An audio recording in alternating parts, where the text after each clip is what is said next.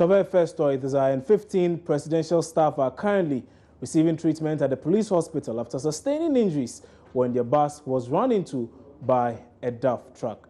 Joining us, MFR Tiamwa Early has been to the accident scene and joins me now in studio with more on this particular accident. So, like I said, MFR Tiamwa Early is now here with me in studio. So, MFR, what exactly do eyewitnesses say happened? Okay, the thing happened around 7 this morning, around 7:45. I met this security guy who was just around the place, a private security personnel, who told me, for him, he thought it was even a police personnel vehicle.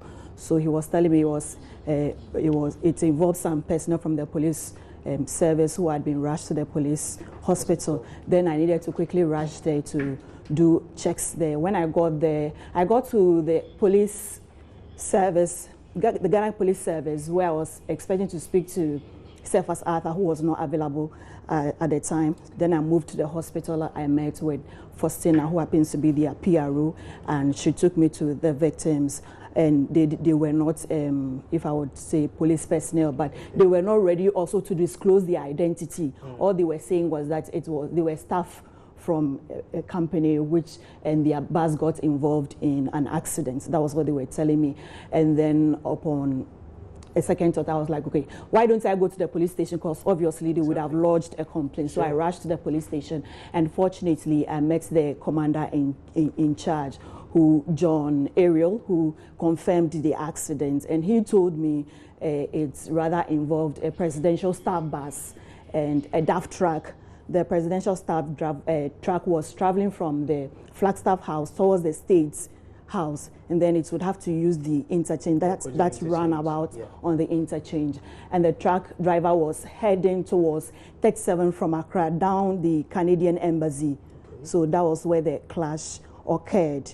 It knocked it at the rear, the bus. The truck knocked the bus at the rear because the driver claimed his brakes failed him, and then it ended hanging the bus against one of the pillars, which is barricading any fall of any vehicle on the overpass. So he hung the bus on the pillar until it blocked traffic for a while, but the police managed to clear the way for vehicle to move. I can imagine. But well, let's talk about the injured persons. How bad is the situation?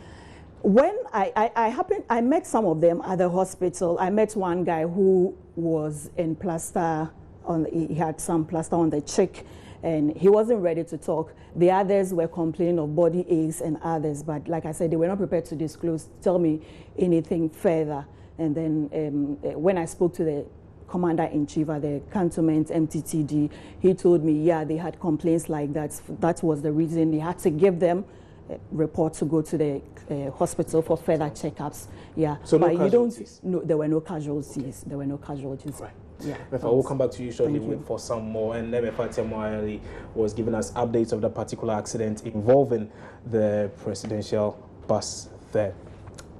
Now, the Christian Council of Ghana says it will in no way support any member of the council that chooses to endorse same-sex marriage here in Ghana. According to General Secretary Reverend Dr. Kwabno Punifrempong, the council deems same-sex unions as demonic and unbiblical.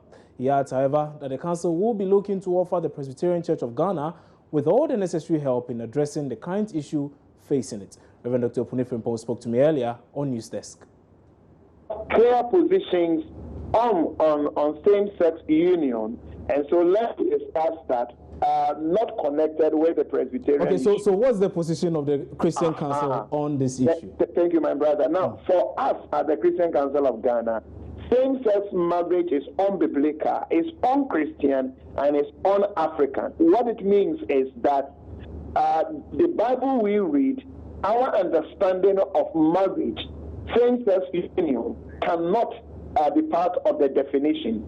That is not our understanding of Bible. Two, for our people, for us as Ghanaians, as Africans, the marriage that culturally we understand, same-sex unions, we don't have track record, we don't have history, we don't have examples, we don't have from north to south, east, west, Ashanti, we don't have history of Ghanaian traditional leaders, Queen mothers, who have given us good examples of same-sex union. And we don't have that in our heritage. So for us, it's a strange thing, even though it's accepted elsewhere. For us, we don't have history, we don't know it, and we don't want to learn it. So for Christian Council of Ghana, even though it's true, some people are practicing that, it's a mistake that must be corrected. It's not a practice that must be affirmed, and therefore we are very clear on our position. Normally, that is what we do with all our member churches, and we will do the same with the Presbyterian Church. If they call for help, we will intervene. But at the moment, they have not called for help, and we know and we trust that the issue is not beyond them.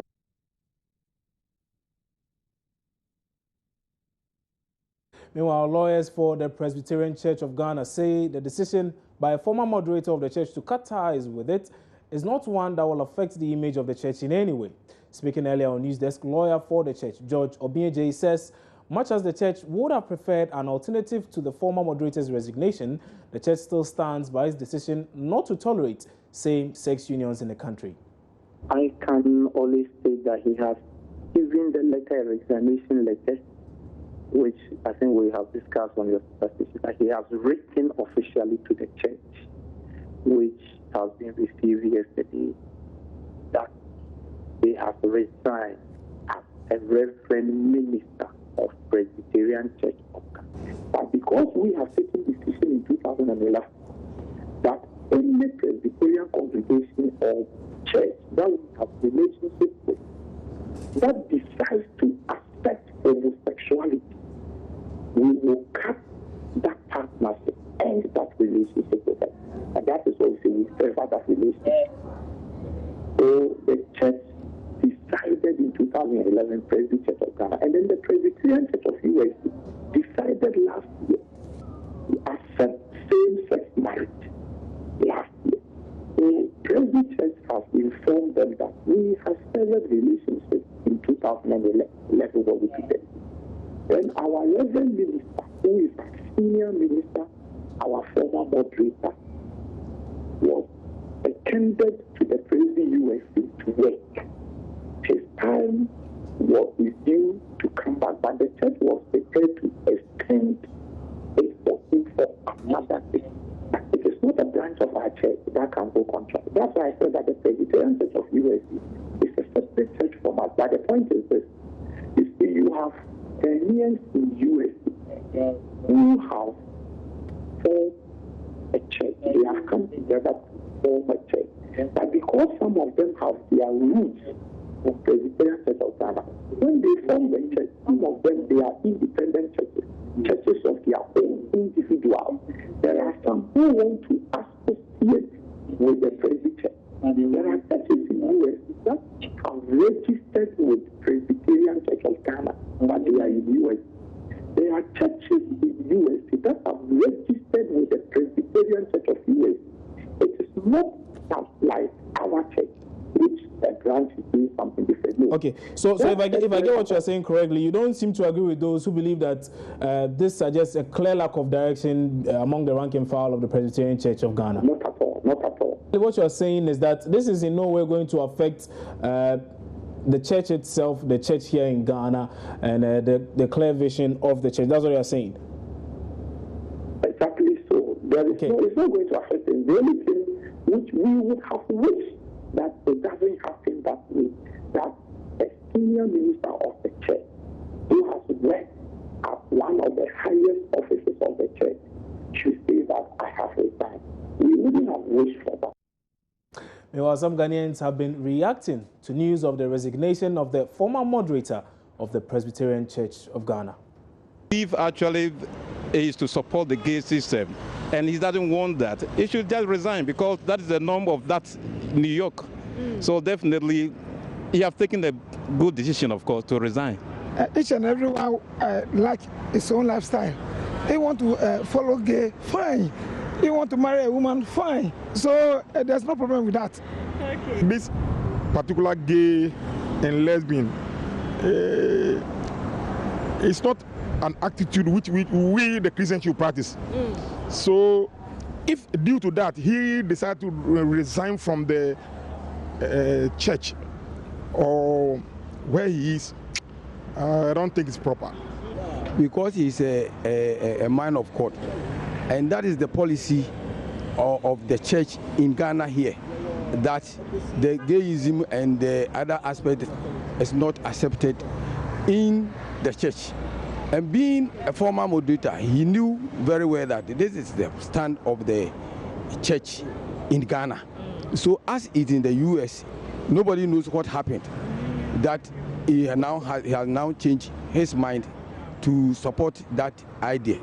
And because he believes in the principle of the church, so if he believes in the principle of the church in Ghana, then that means if the church says he should come to Ghana, he should come to Ghana. You're still watching News Today here on Joy News Multi TV. We're taking a quick break. When we come back, we'll bring you a lot more stories. Don't go away.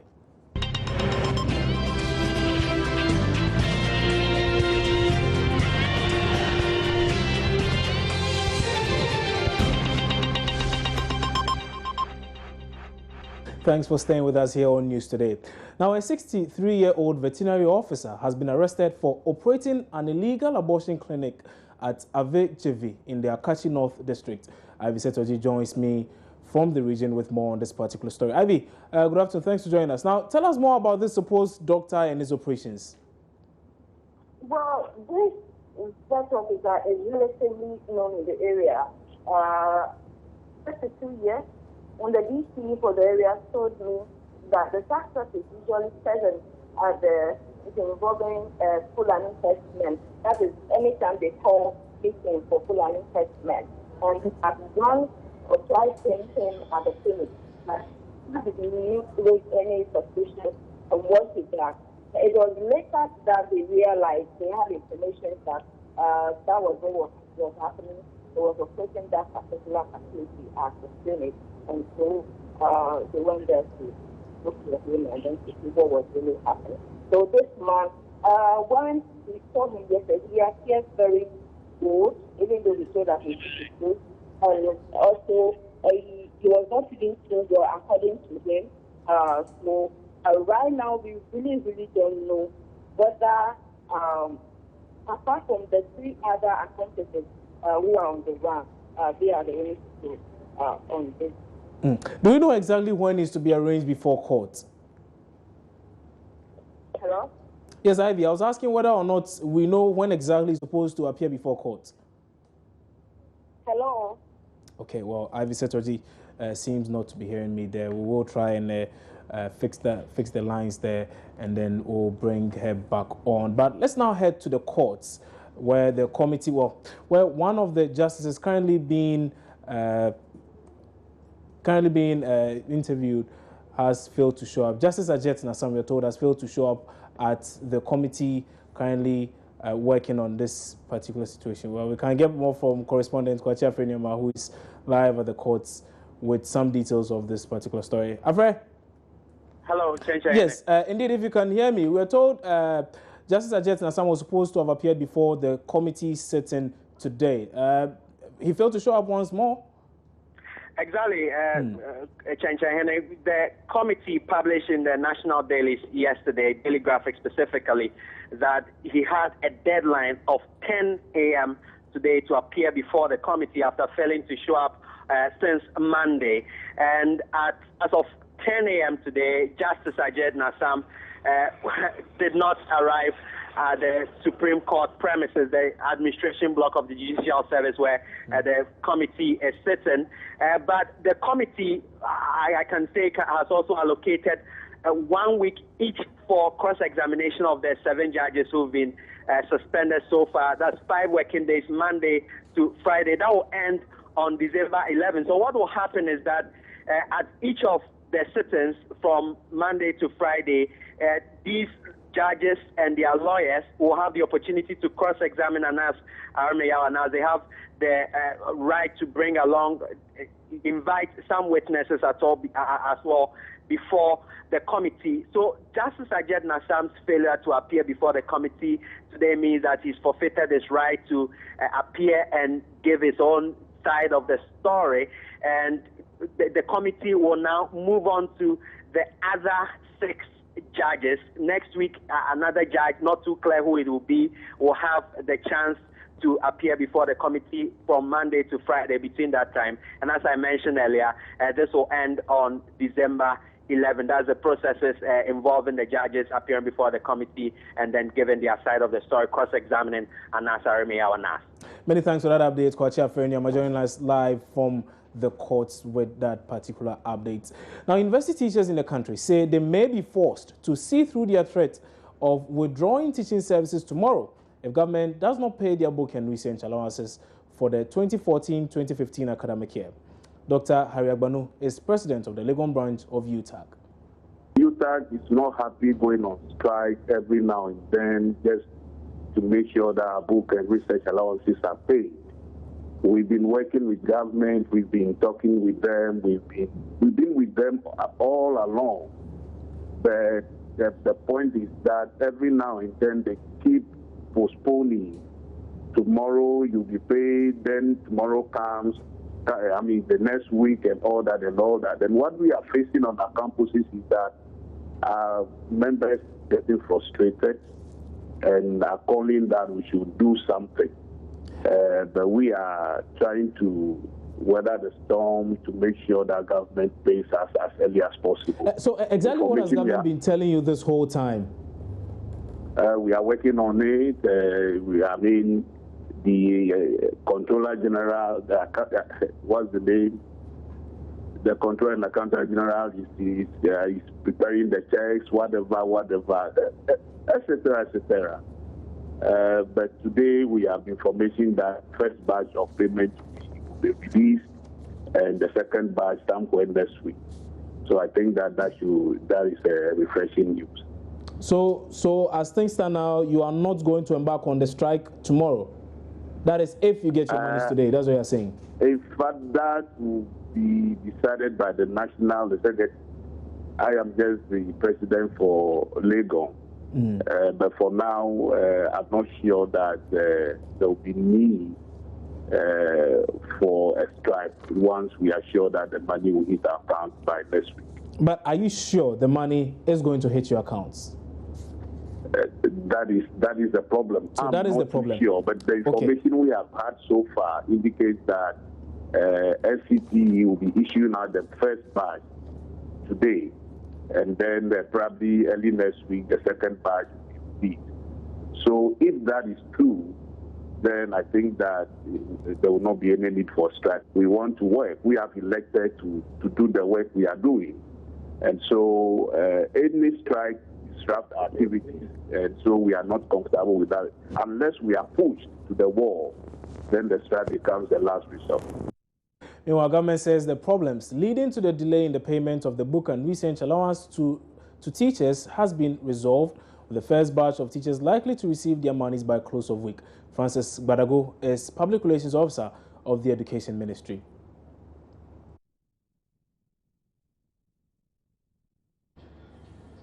Well, we'll bring you much more on that particular story subsequently. But now the Alliance for Accountable Governance, AFAG, has accused the Public Utilities Regulatory Commission of being controlled by government. The pressure group also claims the PURC has failed to work in the interest of Ghanaians. AFAG says the actions of PURC prove that it rather listens to government than the cry of Ghanaians. This hopeless situation has been compounded by the presence of an insensitive, a very corrupt and directionless Public Utilities Regulatory Commission, PURC. Fellow Ghanaians, considering the mandate of the PURC to build a credible and sustainable utility regulatory regime that protects stakeholders' interests, it is clear that the PURC is least interested in protecting the public with respect to the quality of utility services and pricing. Indeed, the PURC has lost focus on its core mandate and merely reduced to an oppressive tool for increasing utility tariff. This development tends to benefit service providers and government, but without value for money to consumers. PURC is now Government Utility Regulatory Commission. There's no public value to PURC. On the 1st of July 2015, the PURC reviewed electricity and water tariffs with an increase of 51.73% for electricity and 15% for water. The explanation given was the same old refrain, that consumers should pay more in order to improve the quality of services delivered. However, the services of both electricity and water got worse off. Interestingly, barely 3 months after July increase, the Ghana Water Company Limited is seeking another 124% increment, while ECG, on the other hand, is seeking 101% increase. This is complete rip-off and sheer economic enslavement sponsored by an overtly corrupt, inept, and a broke government. As a group, we resolve that we must rise up and resist any form of increase in tariff by the PURC on the utility services. Things are falling apart. The TUC is toothless and probably compromised. A British Royal Navy vessel, the HMS Lancaster, has arrived in Tema ahead of a series of maritime security training exercises with the Ghana Navy. The exercises are aimed at helping the Ghanaian Navy combat crimes committed on the high seas. Matilda Pomega has more. The HMS Lancaster, one of the Royal Navy's state-of-the-art frigates berthed at the Tema ports, ahead of its crucial maritime security training sessions with the Ghana Navy. The Royal Navy is currently conducting an Atlantic patrol task to provide ongoing protection and continuous presence in the Atlantic Ocean. Commanding officer of the Royal Navy told the media the exercises aim at boosting security against narcotic trafficking and piracy. It's all about better understanding and how to deal with illicit activity in the Gulf of Guinea, and also how the Ghanaian Navy and the Royal Navy can work even closer together. And we've already got exceptionally close ties that go back a long way. We have very deep respect for each other, and this is taking it to another level where we hope that we'll be able to come out with a more formal agreement that will have the Royal Navy and the Ghanaian Navy working even closer together for our shared mutual interests. The HMS Lancaster will set off the Ghanaian coast on Sunday, conducting sea and port patrols coordinated with Ghana Navy to assist in maritime security in the Gulf of Guinea. The commanding officer further stressed the need to promote regional solutions to instability. Yeah, one of the reasons is to the Gulf of Guinea. It's a really important area, and there is a lot of criminal activity that everyone in this area has a vested interest in taking on. We live in an increasingly globalized world where, international security, trade security, being able to get goods from one side of the world to the other, maritime trade is so important, and that's why it's just great here to be here in Ghana, being able to work alongside the Ghana Navy, to share our experiences, so we can come up with a much better solution to keep the world a much safer place. Meanwhile, on board the HMS Lancaster is also the Royal Navy's newest helicopter, the Wildcat. The Wildcat can be used for anti-ship and anti-submarine protection and casualty evacuation, among others. Now, residents of the Volta region town of Duta are literally living under a cloud of cement dust. Films of cement dust can be seen in almost everywhere, polluting the environment and contaminating food supplies. Joining us, Seth Kwame Boateng, and GJ's Journalist of the Year has produced a documentary on the extent of pollution there. Here are excerpts.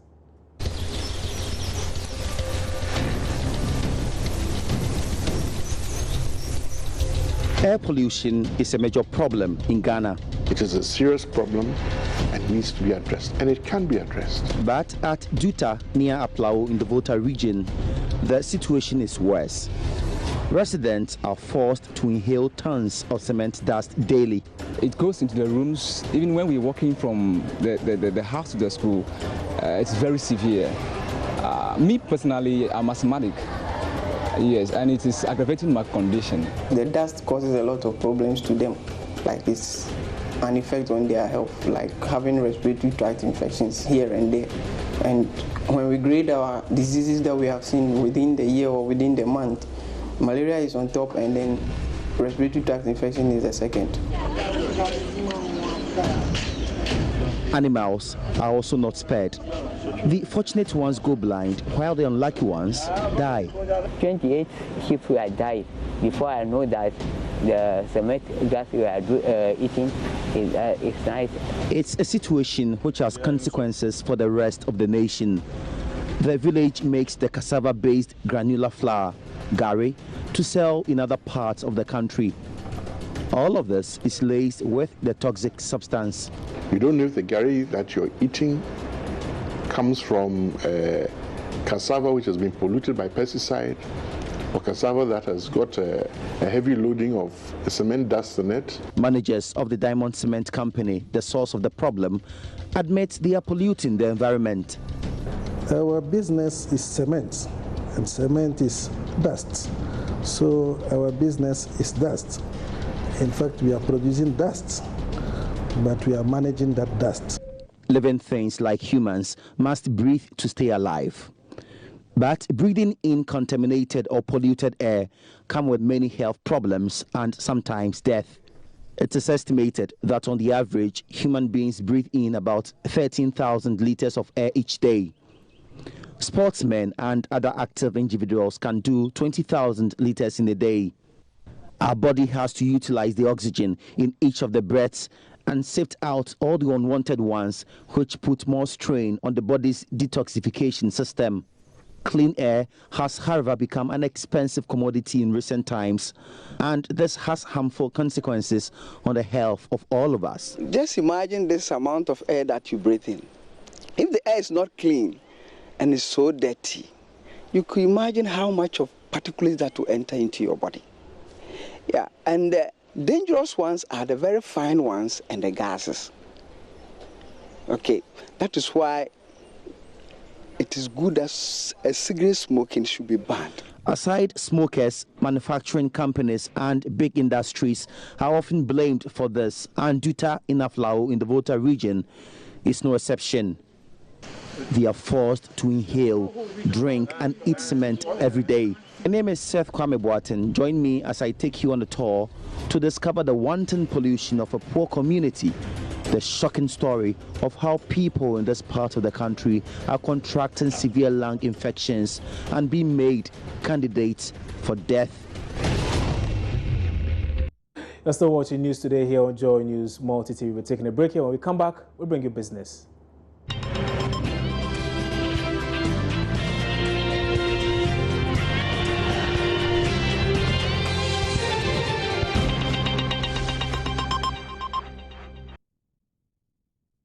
Now, the country's rising debt is to dominate review meetings by visiting IMF Mission to Ghana. The IMF Mission to Ghana will start engaging government on its performance under the program. Here's a report on the mission's meetings in the country. The team, which is led by its mission chief to Ghana, Joel Tojes Benate, will be in the country for the next 2 weeks. They expected to end the engagements with the various stakeholders by issuing a press statement or possibly holding a press conference on November 4 to give the report on how Ghana performed during the review. Sources close to the team indicate the one area that will dominate the review meetings will be measures government is implementing to check its rising deficit.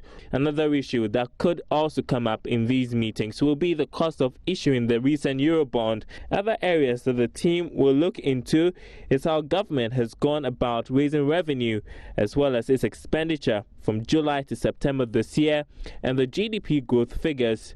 If the team is satisfied with Ghana's performance or how it has managed the economy under the fund program, then it will recommend to its board in Washington, D.C. to release the third tranche of funds, possibly in the region of $116 million to Ghana. At their last review meeting around September in Ghana, the mission raised issues about the level of the Bank of Ghana's funding to government's operations. Ghana, in April this year, agreed a 3-year program with the fund that will see some $918 million advanced to the country based on its performance under the program. The Director of Integrated Social Development Center, ISODEC, Dr. Steve Mantial, says government can fully implement the private-public partnership policy if contract negotiations are made open and transparent. He says there's a need for a clearly articulated means of performance of parties in the contracts under PPPs for its success. Dr. Steve Mantel spoke to Joy Business at a sensitization forum for civil society organizations on PPPs. The workshop was to ensure the CSOs understand clearly the concept of the PPPs. Ghana's infrastructure deficit requires the spending of at least $1.5 billion per annum over the next decade. The Finance Ministry believes it will take the involvement of the private sector through the PPPs to close the gap. But the lack of local capacity in undertaking PPPs remains a challenge to the policy's implementation. It takes time to develop capacity. And even with the MDAs, we are developing them, but it takes time. Because the issue we are finding is that most of them are not dedicated. So we are trying to get the various entities to actually dedicate these offices. That is why we are establishing the PPP offices or units in the various MDAs so they can be dedicated staff whom you train and who will be with the project for a long time. Because these projects take about 25 years, at times 15 years, at times 10 years, depending on the particular project. And it's important that you have the knowledge and the capacity to man these projects for the entire duration of the life cycle of these projects. For CSOs like ISODEC, the PPPs can only work under an open and transparent system. PPPs can work under certain conditions, where the negotiation processes are very open and transparent, where the fiscal terms are negotiated in a fair manner in terms of the allocation of the risks and benefits. Again, it will also work in terms of a clearly articulated means of monitoring of performance.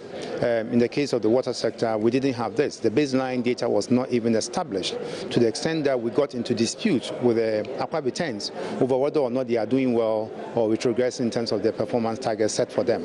So once we get all these parameters set right, I guess we can get some of the PPPs working for us. Meanwhile, the PPP bill, which is currently with Cabinet, is expected to be passed into law by end of the year to properly regulate PPP contracts.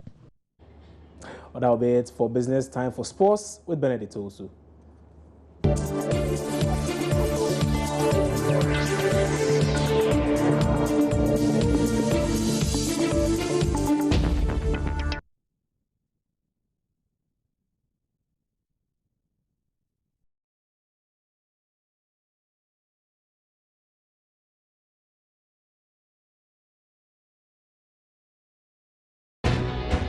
Well, good afternoon to you wherever you are. You're still here on News Today. Now we'll talk sports, and the Black Princesses left Accra for Ethiopia this morning after for their 2016 FIFA Under-20 Women's World Cup final qualifying first leg match in Addis Ababa.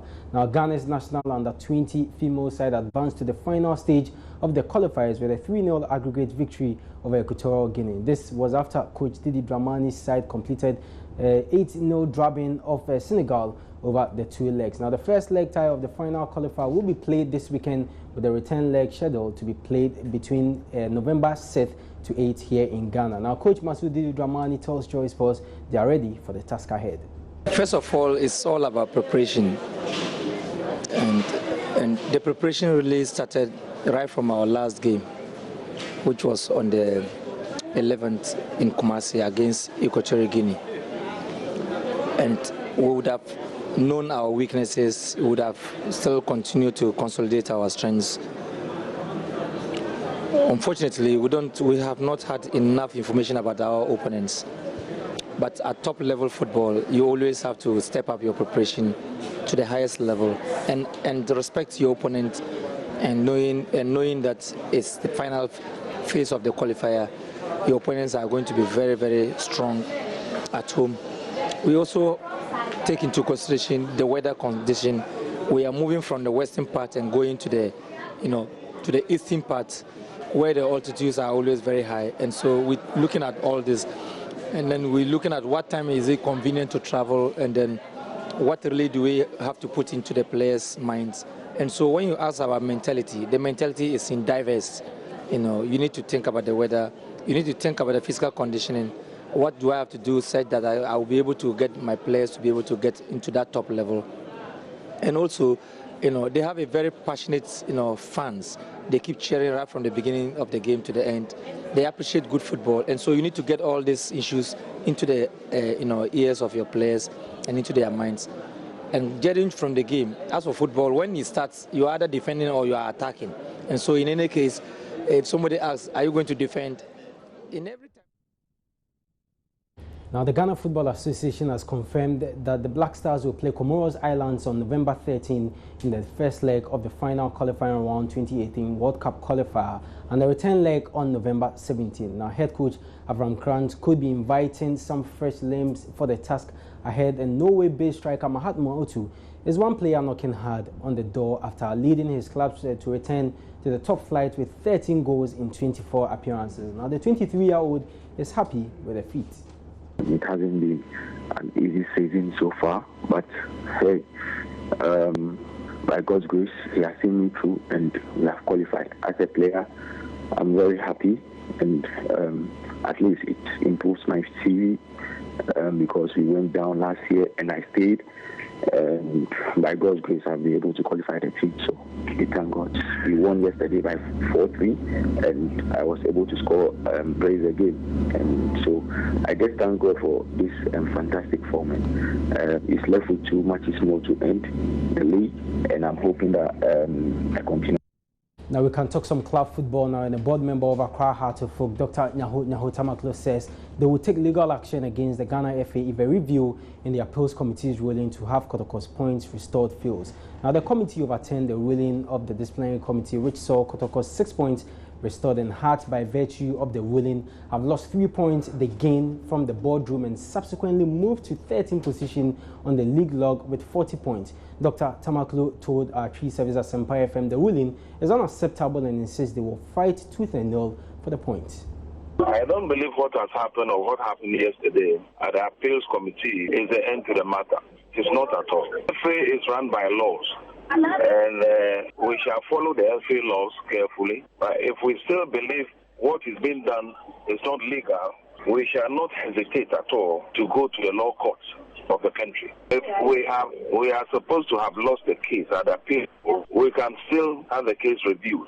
If we are still not satisfied with the outcome, we shall take it to the civil. That was Kuku Amponzan. He's a board member of Kumasi Asante Kotoko. Away from the local scene, let's talk some international matters now. Johan Cruyff, the legendary figure for both Barcelona and Dutch football, has been diagnosed with lung cancer, according to widespread reports in Spain. Now, Cruyff discovered on Tuesday that he was suffering from the disease and will now undergo further tests to ascertain how much the condition has advanced. Catalonia Radio and RAC1 both reported on Thursday morning, citing sources close to the former player and coach. Now, the 68-year-old, who most recently held a post as manager of Catalonia's unofficial national team, previously underwent heart surgery in 1991 during his time in charge of Barcelona. Now, one of the game's greatest ever players, Cruyff, was a key part of the Ajax side that won 3 straight European Cups between 1971 to 1973, and also the Dutch national team side,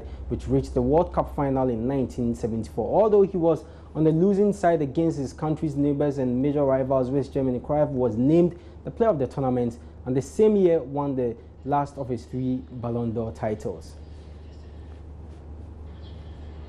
And that's it for me. My name is Benedict Owusu. The news continues after the break.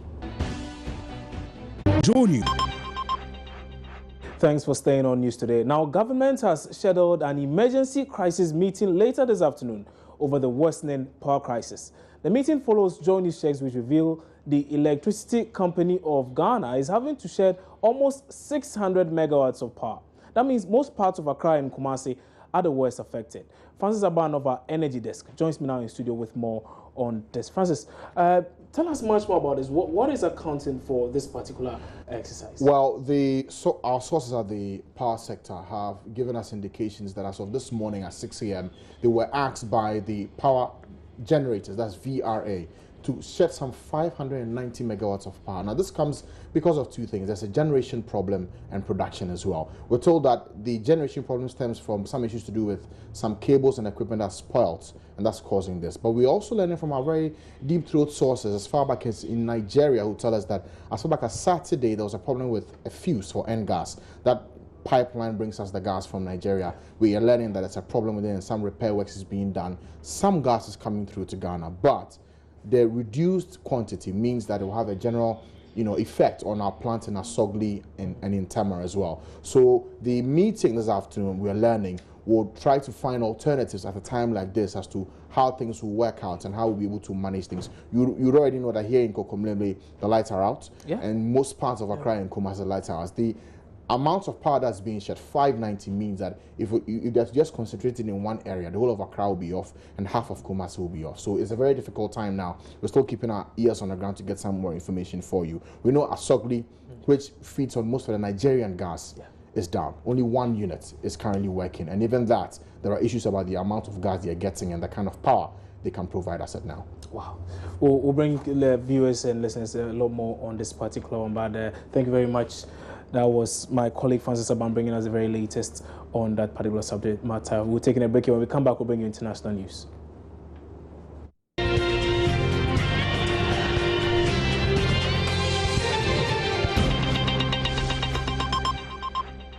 Thank you for watching news today. My name is Kwabna Chenche Heneboati. For more news, do well to log on to myjoyonline.com.